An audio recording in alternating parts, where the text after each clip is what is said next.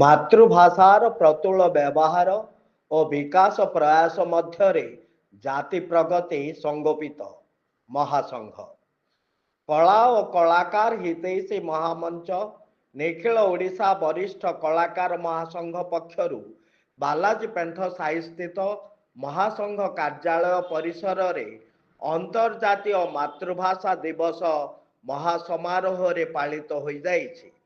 ମହାସଂଘ ମହାସଚିବ ସୁଭାଷ ଚନ୍ଦ୍ର ସାହୁ ରୋଶନଙ୍କ ଅଧ୍ୟକ୍ଷତାରେ ଅନୁଷ୍ଠିତ ଏହି ଉତ୍ସବରେ ବରିଷ୍ଠ କଳାକାର ନୀଳାମ୍ବର ସାହୁ, ତବଲା ବାଦକ ସୁମତି ସାହୁ, ଲୋକନାଟକ କଳାକାର ଦୀନବନ୍ଧୁ ପାତ୍ର ପ୍ରମୁଖ ଅତିଥି ଭାବରେ ଯୋଗଦେଇ ନିଜ ନିଜ ମାତୃଭାଷାର ପ୍ରତୁଳ ବ୍ୟବହାର ଓ ତାହାର ପ୍ରସାର ମଧ୍ୟରେ ଜାତୀୟ ପ୍ରଗତି ସଂଗୋପିତ ହେତୁ କଳାକାର ସମାଜ ନିଜର ନୈତିକ କର୍ତ୍ତବ୍ୟ ଭିତ୍ତିରେ ତାହା ସମ୍ପାଦନ କରିବା ଉଚିତ ବୋଲି ମତବ୍ୟକ୍ତ କରିଥିଲେ।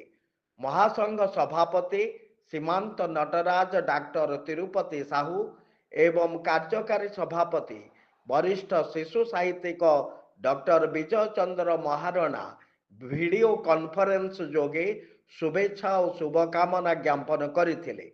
ଉପମହାସଚିବ ପ୍ରଦୀପ କୁମାର ସାହୁ ସ୍ୱାଗତ ଭାଷଣ ଓ ଅତିଥି ପରିଚୟ ପ୍ରଦାନ କରିଥିବା ବେଳେ ସର୍ବଶ୍ରୀ ଶିବରାମ ସାବତ, ଜି କାମରାଜୁ ପାତ୍ର, ଟୁଟୁ ସାହୁ, ଈଶ୍ୱର ଗୌଡ଼, ତବତ ସାହୁ, କେଶବ ସିଂହ ପ୍ରମୁଖ କାର୍ଯ୍ୟକ୍ରମ ପରିଚାଳନାରେ ସହଯୋଗ କରିଥିଲେ।